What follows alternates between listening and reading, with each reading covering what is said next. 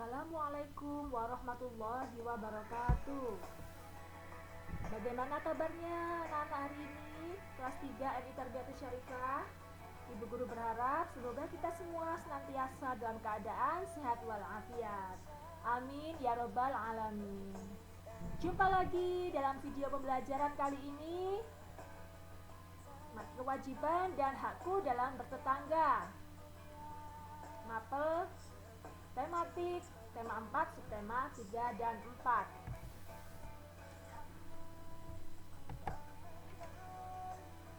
Kehidupan dalam bertetangga. Nah, tentunya selain di rumah dan di sekolah, kita juga hidup di tengah-tengah masyarakat dan menjadi bagian dari masyarakat. Masyarakat yang dekat dengan kita disebut dengan tetangga. Oleh karena itu, kita juga memiliki berbagai hak dan kewajiban dalam kehidupan bertetangga. Misalnya, kita berhak mendapatkan kenyamanan di lingkungan sekitar rumah. Selain itu, kita juga bisa menjadi penolong bagi tetangga yang membutuhkan. Saling berbagi, saling memberi, dan lain sebagainya. Ya. Baiklah, kita juga mempunyai hak dan kewajiban saat bermain dengan tetangga. Sudah pasti kalian pernah dan bahkan sering ya bermain dengan tetangga samping rumah.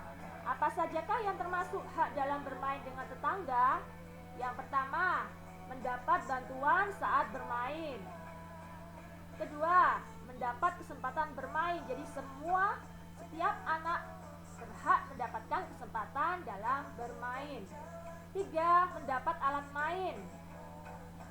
Tentunya jika setiap permainan itu mempunyai alat main, maka kalian juga mendapatkan hak untuk mendapat alat bermain ya. Misalkan apa saja permainan yang menggunakan alat main: lompat tali, kemudian bermain bola kasti, bermain egrang, dan lain sebagainya.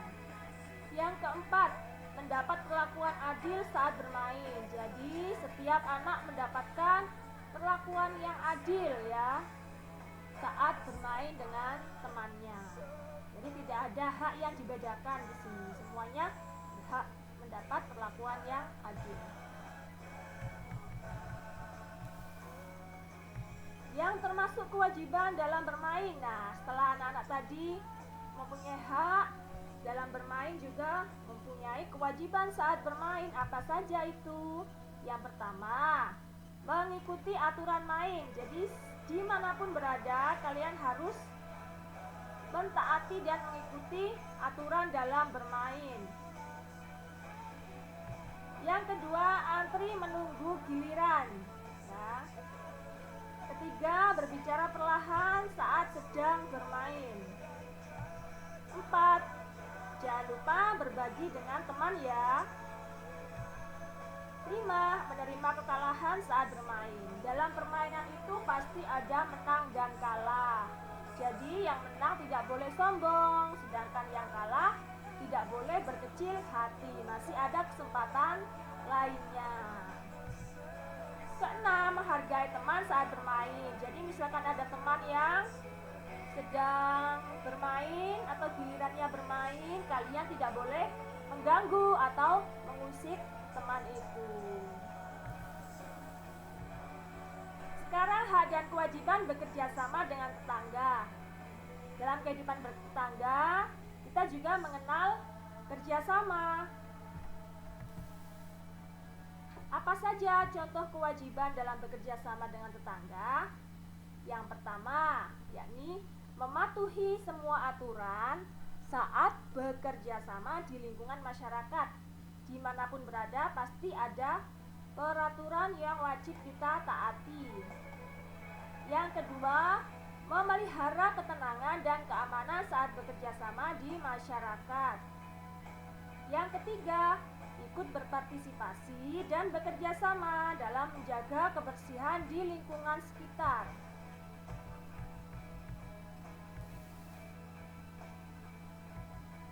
Nah, sekarang kita belajar apa saja hak-hak sebagai bagian dari warga masyarakat.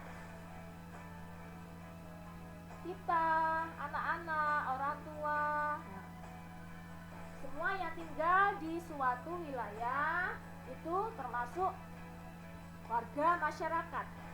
Kita juga mempunyai hak sebagai bagian dari warga masyarakat. Apa sajakah itu?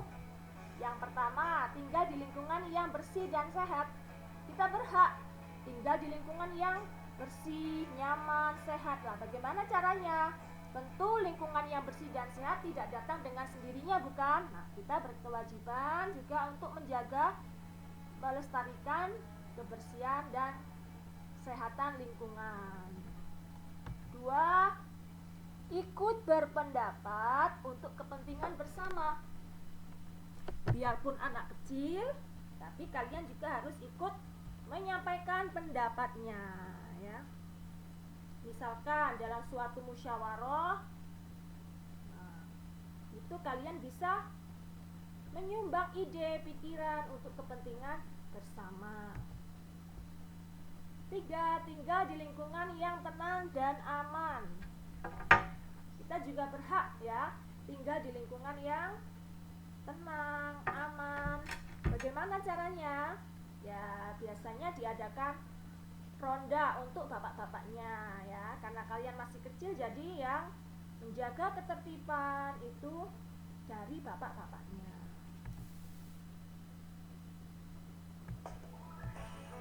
Kemudian selain hak juga ada kewajiban siswa sebagai warga negara. Kita sebagai warga negara yang baik mempunyai kewajiban, ya, keharusan. Yang pertama, karena kalian sebagai pelajar, maka tugas utama kalian adalah belajar dengan sungguh-sungguh. Jadi, semua pelajar, semua siswa ikut serta dalam pembangunan bangsa. Dengan cara apa? Dengan cara belajar yang rajin dan sungguh-sungguh. 2. Mentaati semua aturan yang berlaku.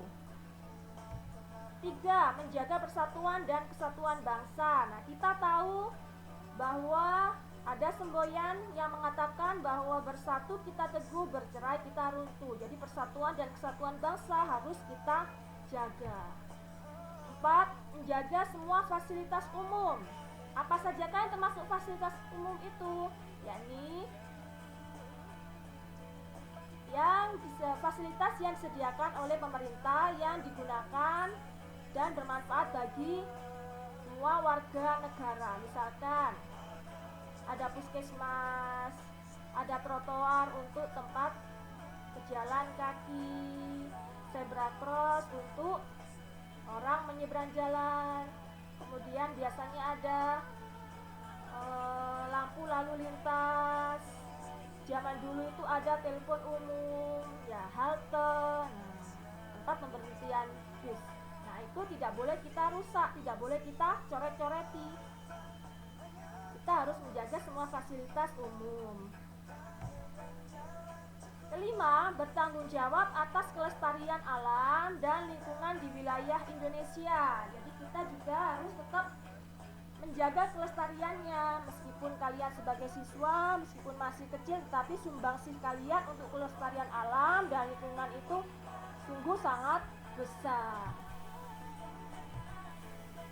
Selain kewajiban, siswa juga mempunyai hak sebagai bagian dari warga negara Indonesia. Apa sajakah itu? Yakni memperoleh fasilitas pendidikan dan pengajaran yang baik. Kedua, mendapat fasilitas kesehatan yang memadai. Kemarin kan kalian mendapatkan fasilitas obat cacing, ya, dari puskesmas. Nah, sebelumnya juga anak-anak dan siswa juga mendapat imunisasi. Jadi didatangi langsung sama Bu Bidan. 3. Mendapat perlindungan hukum. Ya, jadi kalian mendapat jaminan hukum, dilindungi oleh hukum. Jadi misalkan ada orang yang jahat, itu kalian mendapat perlindungan hukum. Jadi kalian bisa mengaju di lembaga itu. 4. Mendapat pelayanan yang baik sebagai warga negara. 5. Dapat menggunakan fasilitas umum yang disediakan. Jadi kalian bisa menggunakannya seperti yang Ibu tadi, yakni puskesmas, halte, trotoar, dan lain sebagainya. Baik, untuk penugasan kalian mengerjakan evaluasi PKN halaman 64 sampai 65 Romawi 1 dan 2, dan juga evaluasi PPKN halaman 87 sampai 88 Romawi 1 dan 2. Demikian yang dapat Ibu sampaikan. Kurang lebihnya Ibu mohon maaf yang sebesar-besarnya atas segala kekurangan. Tetap rajin dan semangat belajar. Assalamualaikum warahmatullahi wabarakatuh.